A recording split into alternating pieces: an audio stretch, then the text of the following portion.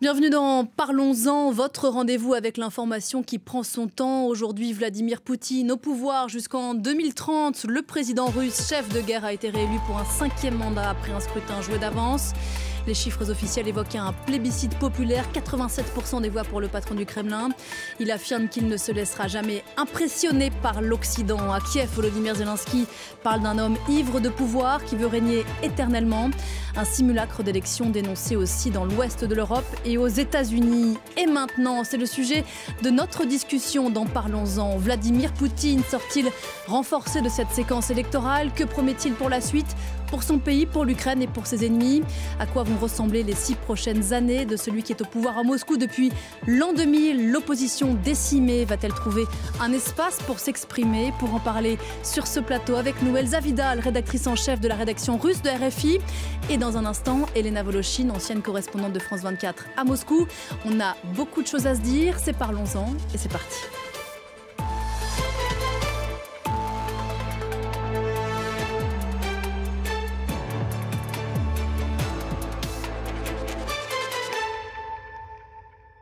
« 2004, bonjour Elsa Vidal. Bonjour.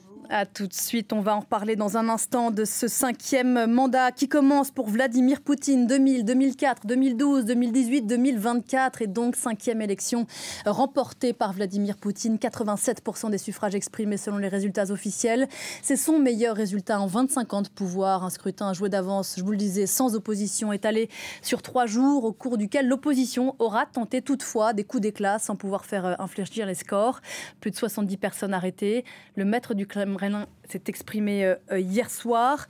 Son pays, je cite, ne se laissera ni intimider ni écraser. Le récit d'une soirée électorale avec Julien Chaïda. Devant son équipe de campagne, Vladimir Poutine célèbre son triomphe. Avec une élection taillée sur mesure, il totalise avec 87% des suffrages le score le plus élevé depuis son arrivée à la présidence en 1999. Il est devenu clair pour tout le monde que peu importe qui et à quel point on veut nous intimider, nous mettre la pression, soumettre notre volonté et notre conscience. Personne, comme je l'ai déjà dit, n'a jamais réussi à faire quelque chose de tel dans l'histoire. N'a pas réussi maintenant et ne réussira jamais. Un peu plus tôt, à Moscou, les détracteurs du président russe avaient répondu à l'appel de la veuve d'Alexeï Navalny, demandant à l'opposition à se rendre aux urnes à midi. Pour moi, voter, c'est une façon d'honorer Navalny. C'est ce que je dirais. C'est le seul moyen d'exprimer ma position dans ces circonstances. Non loin de là, la tombe d'Alexeï Navalny s'est couverte de bulletins de vote, visibles au milieu des fleurs. Dans son discours, le maître du Kremlin a brièvement évoqué la mort de son ancien opposant. En ce qui concerne M. Navalny, oui, il est décédé. C'est toujours triste, mais nous avons eu d'autres cas où des personnes en prison sont décédées. Cette élection aura été marquée par plusieurs dizaines d'arrestations de personnes ayant tenté de perturber le scrutin. Au moins 88 personnes ont été appréhendées. Et avec moi sur ce plateau pour cette discussion qui commence donc, Elsa Vidal. Bonjour Elsa. Bonjour. Rédactrice en chef de la rédaction russe de RFI. Vous signez La Fascination russe qui vient de sortir chez Robert Laffont. Absolument. Et Elena Voloshin. Bonjour Elena. Bonjour Pauline. Ancienne correspondante de France 24 à Moscou. Vue de Russie, c'est tous les jeudis à 18h40 et toute la journée bien sûr pour commenter ces résultats sur l'antenne de France 24. Je voudrais pour commencer cette discussion qu'on dise un mot de ces résultats. On l'a dit bien sûr, ce scrutin a été joué d'avance. La teneur du résultat n'est pas une surprise, mais toutefois, l'ampleur, le visage de ces résultats est intéressante. 87% des suffrages pour Vladimir Poutine, c'est plus que lors des 4 élections précédentes. Et ce taux de participation qui dépasserait les 70%. Elsa Vidal, qu'est-ce qu'on en pense de ces chiffres ? D'abord, c'est un travail collectif. C'est tout l'appareil d'État qui s'est mis en branle pour obtenir à la fois un taux de participation et un résultat du scrutin très élevé. Si on vient revient au taux de participation en Russie. Les téléspectateurs le savent peut-être, mais beaucoup de gens sont employés par le secteur public. Et dans ce secteur public, on organise des votes contraints, ou en tout cas très, très fortement encouragés, de manière à garder son emploi. Et il faut voter et bien voter, première chose. Deuxième chose, on a également une question de progression en fait complètement linéaire du résultat de ce scrutin. À chaque élection, c'est la 5e, Vladimir Poutine prend 12 points de plus, ce qui amène pas mal de gens sur le net russe à dire qu'au prochain scrutin, il obtiendra les 100%, peut-être comme Saddam Hussein, qui avait, lui, tenté les 100% 6 mois avant d'être renversé. Parce que voilà, ce que ça veut dire, c'est que ces chiffres sont gonflés, vraisemblablement. Il y a toutefois une base, Elena, très importante de Russes qui ont voté, qui ont mis ces 3 derniers jours un bulletin Vladimir Poutine dans l'urne ou qui ont voté électroniquement pour Vladimir Poutine. Oui, la base, elle est là et c'était tout l'enjeu de l'encouragement très poussé au vote de toutes ces dernières semaines, de ce qu'on ne peut pas vraiment appeler une campagne électorale, mais plus une campagne pour inciter cette espèce de ventre mou, je dirais, de Russes qui soutiennent passivement le régime, mais qui n'entreprennent aucune vraiment action politique pour exprimer ce soutien, si tant est qu'on ne leur demande pas. Ce soutien, il est tout simplement consolidé au fil des années, des décennies, par une situation en Russie qui est celle d'une absence totale d'État qui permettrait une quelconque expression politique des citoyens. Donc en fait, on soutient passivement Vladimir Poutine en l'absence de toute autre alternative. Il y a une propagande qui est extrêmement forte, il faut le dire, il faut le rappeler, pour expliquer aux Russes qu'en fait Vladimir Poutine est le seul garant de l'existence même de la Russie. Et il y a toujours ce décalage cognitif qui se forme du fait de cette propagande entre les conditions de vie réelles, une vraie misère sociale et la déresponsabilisation de la personnalité, de la personne de Vladimir Poutine de cette situation, car cette responsabilité-là est toujours transférée aux échelons inférieurs, aux gouverneurs que Vladimir Poutine remanie très habilement dès qu'il y a une situation de tension au niveau régional. Mais comme je le disais, c'est un soutien qui est par défaut et donc il y avait une très très forte campagne au cours de toutes ces dernières semaines pour mobiliser ces Russes et ce score qui est complètement artificiel, cela a été prouvé, démontré par l'ONG Golos par exemple, qui bien qu'interdite a réussi à créer des algorithmes pour analyser les taux de participation par heure émis par la commission électorale pour démontrer qu'il y avait des chiffres qui étaient vraiment exactement identiques à la même heure par région. Donc voilà, il y a des mécanismes si vous voulez qui permettent à ces experts de suivre ces fraudes malgré tout, bien que la surveillance a été extrêmement difficile. Et ce plébiscite qui dépasse même le score cible qui avait fuité de la part de sources internes au pouvoir a permis à la propagande russe, à Vladimir Poutine, de dire des choses comme, cela a été dit hier soir, un score historique, la société s'est consolidée autour du président, la source du pouvoir en Russie est le peuple, la volonté unie des peuples de la Fédération de Russie est constituée de chacune des voix, c'est ce que Vladimir Poutine a dit hier soir. Donc en fait voilà, c'est vraiment ces mantras qui sont envoyés aux Russes, qui leur sont renvoyés en tant qu'image d'eux-mêmes, voulant et adoubant Vladimir Poutine comme leur seul souverain. Voilà, est-ce que c'est à ces petites mains qui participent de ce fonctionnement de l'autoritarisme que sont adressés avant tout ces chiffres-là? Oui, absolument. Et, voilà. Il y a plusieurs destinataires. Il y a effectivement des destinataires en Russie. La boucle vient renforcer le comportement des électeurs russes. Vous avez bien fait de bien voter, puisque effectivement, ensemble, nous créons une unité, certes factice, mais néanmoins très influente. C'est la puissance de l'imaginaire politique. Et puis, vis-à-vis de l'extérieur, il y a quand même un message qui est que désormais, je suis en position d'être le chef de guerre que j'affirmais implicitement être. Vladimir Poutine dit aussi à ses électeurs qu'ils l'ont réélu pour défendre la Russie. Et là, on peut s'attendre finalement à une demande dans les semaines qui viennent, une demande plus forte de la part du pouvoir vis-à-vis de sa population pour des sacrifices qu'il a préparés, puisque un fort accent a été mis par Vladimir Poutine sur le fait que la Russie est attaquée. Même la prise de position récente de la part de l'exécutif français est utilisée à ces fins-là pour montrer que la Russie est une citadelle assiégée et qu'il faut un homme fort. Cet homme fort, vous l'avez. Avec le plébiscite tel qu'il le revendique, il va pouvoir procéder à des remaniements et aussi à des demandes de sacrifices plus importants à sa population. Dont il n'a pas été question de cette éventuelle nouvelle mobilisation pendant la campagne. Non, mais par contre, quand il s'est adressé hier, donc il a fait cette entrée triomphale dans son QG de campagne. Il a immédiatement été entouré par les jeunes volontaires de ce QG. Et il leur a dit c'est un travail important de vous expliquer la justesse de notre choix. C'est-à-dire Vladimir Poutine et sa propagande parfois ne se cachent même pas en fait de dire aux Russes que c'est leur choix à eux et non pas le choix des électeurs.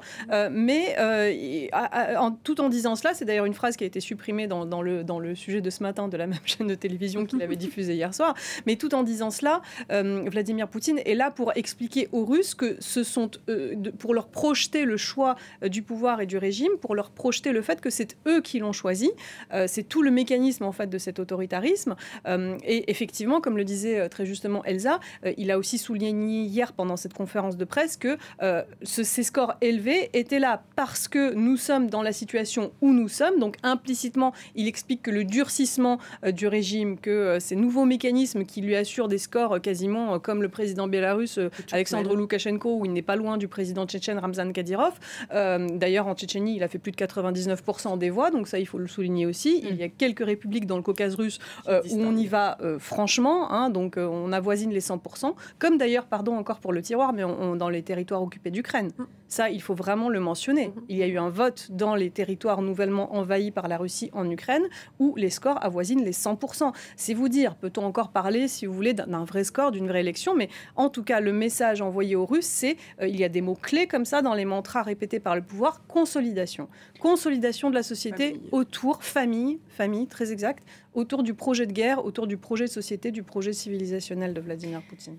La stratégie de l'opposition, on l'a évoqué à l'instant dans le sujet, dont notamment la veuve d'Alexei Navalny avait appelé à se rendre à midi tout juste d'un coup dans les bureaux de vote pour signifier quelque chose. On a lu plusieurs analyses contradictoires. D'aucuns disaient que ça permettait au Kremlin de dire regardez, il y a eu beaucoup de monde. Elsa Vidal, votre analyse ? Oui, évidemment, il y a une forme d'ambivalence parce que la stratégie de l'opposition pour cette action particulière consistait à créer un flou, c'est-à-dire comment vous distinguez un votant d'un manifestant qui vient remplir une queue. Mais évidemment, le pouvoir peut récupérer pour son auditoire le plus ventre mou ce type de phénomène. Mais c'est pas à eux, en fait, que cela s'adresse. Ce qui est très important, je pense, pour moi, ça reste mon analyse, c'est que dans ce nouveau type de manifestation, les participants ont l'occasion de se rendre compte qu'ils ne sont pas isolés, qu'ils ne sont pas seuls, qu'ils ne sont pas impuissants, qu'il y a donc un mouvement et un collectif. C'est aussi ce que Navalny avait réussi à créer. Quand on a entendu des gens se rendre sur sa tombe et expliquer leur venue en utilisant un mot qu'on entend très peu en Russie, c'est-à-dire « nous », il y a le début de la consolidation, là aussi, ou de la constitution peut-être, d'une identité collective, d'une Russie qui souhaite un autre avenir et qui se relie à d'autres groupes au-delà de la sphère privée, des amis, de la sphère sur laquelle on se protège et on se replie, et qui commence à imaginer d'autres Russes, et il les rencontre en faisant la queue devant un bureau de vote. Donc effectivement, ce n'est pas une insurrection, effectivement, ce n'est pas la révolution. Il y a du vrai dans ceux qui disent le pouvoir récupère ça. Évidemment, il le récupère. Ouais, sachant qu'il faut savoir ce que ça coûte de faire notamment ça, de déposer son bulletin de vote sur la tombe de Navalny, ce sont les images. Mais il y a des gens qui se sont filmés, qui ont fait des actions isolées, encore une fois, après s'être groupés à l'extérieur des bureaux de vote sur des queues qui parfois ont quand même fait, pour ce qu'on s'en rende compte, plus d'1,5 kilomètre. À l'étranger, c'était très très impressionnant. Moins impressionnant en Russie, mais néanmoins quand même dans une vingtaine de villes. Donc il y a la constitution d'une évolution. Ce que fait ce scrutin et ce que fait la guerre, c'est qu'elle continue de polariser la société russe, en fait. On a le ventre mou sur lequel le régime est assis, mais on a aussi des forts partisans d'une guerre plus brutale et des forts partisans d'une paix maintenant et contre le régime, un peu à l'image de nos sociétés. Dans des proportions différentes, j'imagine. Ce qui est intéressant, Elena, est-ce que vous diriez que ce qu'on vient de voir là, ces modes d'action de l'opposition de ci, de là, toutefois, marquent une inflexion? On a rarement vu ce niveau de pression, sachant ce qu'on vient de dire, ce que ça coûte, il y a eu plus de 70 arrestations, une inflexion quand même sur la façon dont se sont passées les choses. Alors, il y a très certainement une dynamique. On l'a rarement vu depuis le 24 février 2022. On ne l'a pas vu du tout, d'ailleurs. Mais on ne l'avait pas vu dans les scrutins précédents non plus. Ah si, on l'avait vu en 2012, lorsque Vladimir Poutine est revenu au pouvoir après la passation de pouvoir avec Dmitri Medvedev. Vous aviez des millions de personnes dans les rues, des manifestations massives. Non, mais au moment du vote, je veux dire. Eh bien justement, c'était exactement pendant la campagne, fin 2011, pendant les législatives, les premières vidéos des fraudes apparues des bureaux de vote. Vous aviez les premières manifestations et ensuite, à l'annonce de la passation de pouvoir et dès le lendemain de l'élection, vous aviez plusieurs millions, enfin même c'était la marche du million, 1 million de personnes comptabilisées dans les rues de Moscou, et c'était justement, cela avait marqué le virage autoritaire du régime et cela avait marqué les premiers procès politiques de l'ère Vladimir Poutine, une vingtaine de personnes suite à ces rassemblement, l'affaire du 6 mai, qui avait été condamnée à plusieurs années de colonie pénitentiaire. C'est exactement cette fébrilité qui avait été insufflée au régime et qui avait marqué le début de l'ère des répressions, c'est-à-dire la mise à bas de toute l'opposition avec les poursuites, les lois sur les agents de l'étranger et toutes les autres lois liberticides, les poursuites contre la société civile, le remplacement progressif de cette société civile par une myriade d'organisations para-étatiques qui, en fait, se faisant passer pour des ONG, étaient en fait en train de servir la cause du pouvoir, etc. Donc il faut comprendre cette dynamique-là. Avec l'invasion à grande échelle de l'Ukraine le 24 février 2022, tout ça c'était fini. Vladimir Poutine a vraiment adopté des lois qui interdisaient de dire le moindre mot contre la guerre et même de le prononcer lui-même. Et à partir de ce moment-là, ce que l'on a vu, et cette dynamique, et vous le soulignez très justement, à partir des funérailles d'Alexeï Navalny, c'est-à-dire ces milliers de personnes qui sont sorties lui rendre hommage, cela paraissait invraisemblable. Alors après, ce que fait très habilement l'opposition, c'est que ces prétextes de rassemblement ne sont pas des actions de protestation. Et c'est en cela que cela permet aux Russes de sortir dans la rue. Parce qu'on n'a pas vu des milliers de personnes dans la rue pour protester, par exemple, contre la guerre en Ukraine. Tabou absolu, interdit total. Mais aller déposer des fleurs pour les funérailles, on se dit que le régime n'a pas de quoi réprimer. Aller voter alors que le régime appelle à aller voter et se rassembler tous à la même heure, le régime n'a pas de quoi réprimer. Donc je dirais que c'est des procédés créatifs, et malheureusement c'est terrible d'appeler des funérailles d'un opposant un procédé créatif, mais en tout cas il y a de nouvelles formes de protestation qui émergent. Comme le disait Elsa très justement, et on a entendu les Russes le dire qui sont sortis hier, ça fait du bien d'être là et de voir les autres, parce que justement, comme vous le disiez, l'opposition a été atomisée, donc on se demande toujours est-ce qu'on est seul dans toute cette folie, dans cette réalité parallèle, parce que réellement la Russie aujourd'hui est celle du mythe Vladimir Poutine. Il est en train d'instaurer la paix pour ce que disent à voix haute les Russes, et on l'a entendu d'ailleurs à Belgorod hier, les Russes qui sont allés voter disaient avec leurs enfants, nous on va voter pour la paix pour qu'ils nous sauvent de la guerre. Si 2012 a été l'occasion, comme vous le rappeliez Elena, d'un tour de vis après les manifestations, est-ce qu'on peut imaginer même cause, même conséquence, ces tentatives-là de perturber le scrutin? Et plus largement, la situation va amener là, à ce 5e mandat, un resserrement de la vis. Très certainement. En tout cas, c'est craint par presque tous les observateurs. On attendait que le... Mais comment ça peut être pire? C'est un peu ça la question qu'on se pose. Parce que depuis, le régime a largement progressé. Il n'a pas réalisé encore tous ses objectifs, mais notamment, il ne peut pas encore couper l'Internet russe de l'Internet mondial. Mais c'est certainement le modèle vers lequel il entend progresser en s'inspirant de la Chine, notamment, et toujours sous l'influence chinoise. La recherche et l'utilisation de logiciels de reconnaissance faciale qui permettent de ne pas arrêter les gens tout de suite sur le lieu où se produit l'infraction, mais de venir après, chez eux. Ce qui s'est passé autour de la tombe de Navalny. Et ce qui va continuer à se passer. Et puis, l'adoption progressive d'autres lois. Et aussi, il y a plein de formes en fait, de punitions possibles. La perte d'emploi, l'impossibilité de scolariser ses enfants, l'impossibilité d'obtenir certains droits auxquels on peut en principe prétendre, etc. Donc on s'attend à une répression accrue sur la société, mais d'abord on s'attend à une mobilisation des ressources de la société plus importante pour l'effort de guerre, en s'appuyant et en arguant de ce vote plébiscite, encore une fois complètement factice. Il s'agit plus d'un rituel que d'une élection. C'est un rituel qui prend la forme électorale, mais on sait bien que les résultats officiels ne reflètent pas ce qui s'est passé sur le terrain. Par exemple, à Belgorod, qui est quand même le district frontalier le plus fréquemment pris pour cible, où la guerre s'est importée, on a vu à la même heure tous les bureaux de vote, 146 quand même, avoir le même taux de participation. Donc on sait bien que tout ça, ce sont des anomalies statistiques, et il est important pour le régime de créer une image, l'image d'un pays uni autour du leader. Et c'est le signe d'un régime plutôt faible, d'un régime qui a peur, ou d'un régime qui est sûr de lui? C'est le signe d'un régime en guerre, et donc par définition affaibli, puisque même un régime... Bien que ce soit l'attaquant, si vous voulez, dans cette guerre, Vladimir Poutine risque justement de ne pas avoir du tout le soutien de sa population. Et donc, il éveille en permanence chez les Russes le sentiment de guerre sacrificielle et de sacrifice de soi.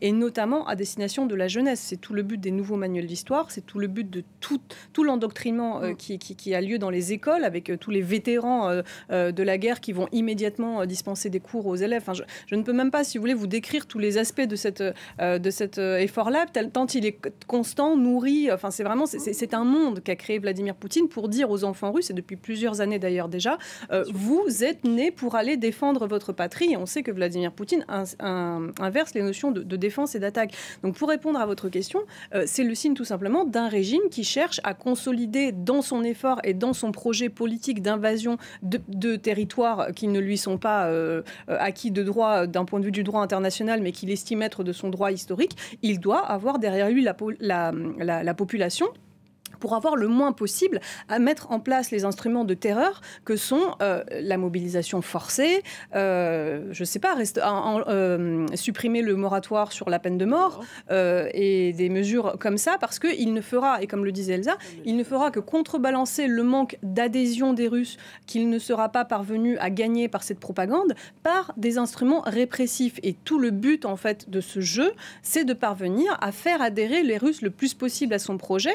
Alors, sa fébrilité n'est simplement conséquente que de la façon dont il arrive, si vous voulez, à faire adhérer les Russes à cette réalité, à ce mythe en fait de la nécessité de dénazifier l'Ukraine pour défendre la Russie, pour défendre l'existence même de la Russie face à un Occident qui chercherait à la détruire. Oui, Elsa Vidal, sur la fébrilité de ce qu'il en ressort, quoi, de ce simulacre d'élection. La difficulté maintenant pour Vladimir Poutine, et c'est d'ailleurs notre difficulté à nous aussi pour négocier, ou quand je dis négocier, c'est pas négocier la paix, hein, c'est arriver à sortir de l'état de guerre avec lui et à l'en convaincre, c'est que à l'heure actuelle, la guerre est le programme de Vladimir Poutine. Il faut donc qu'il gagne, à défaut qu'il ne perde pas. Je pense qu'il y a un hiatus, c'est que la grande partie des Russes qui sont allés voter pour Vladimir Poutine et qui sont passivement pour lui, pensent que...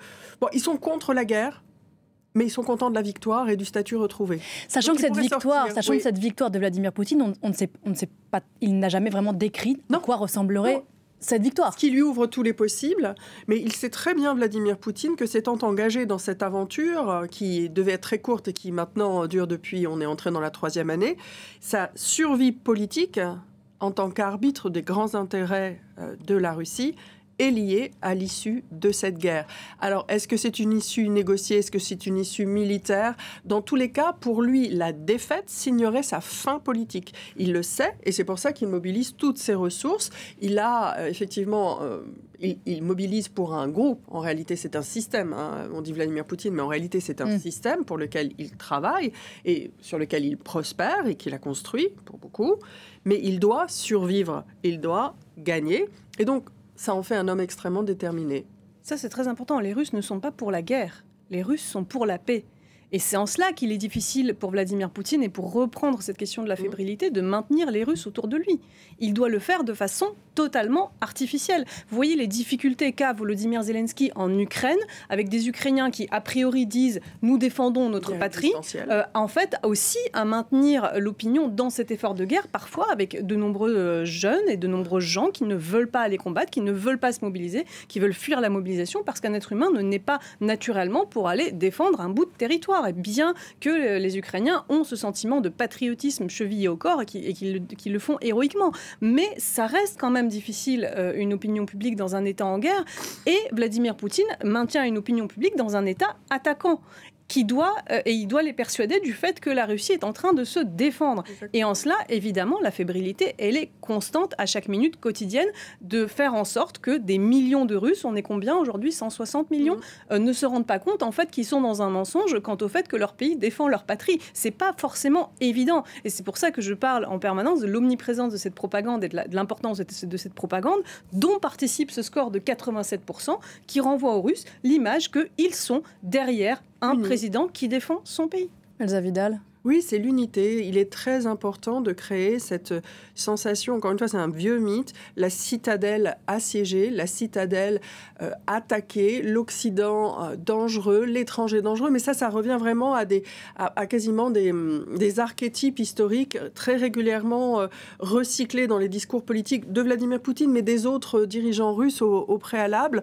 La Russie est immense, mais elle est entourée d'un monde instable et nous avons un chef qui est certes extrêmement brutal, mais dont la force primitive nous protège d'un chaos plus primitif encore. Et nous en avons besoin, même s'il est effectivement autoritaire et parfois totalitaire. Il faut maintenir les gens dans ce sentiment-là le plus possible. Et mission plutôt accomplie, là, au lendemain de ce jour, mission plutôt accomplie, mais on voit aussi qu'une partie de la population qui n'achète pas ce mensonge est elle aussi plus mobilisée et plus radicale.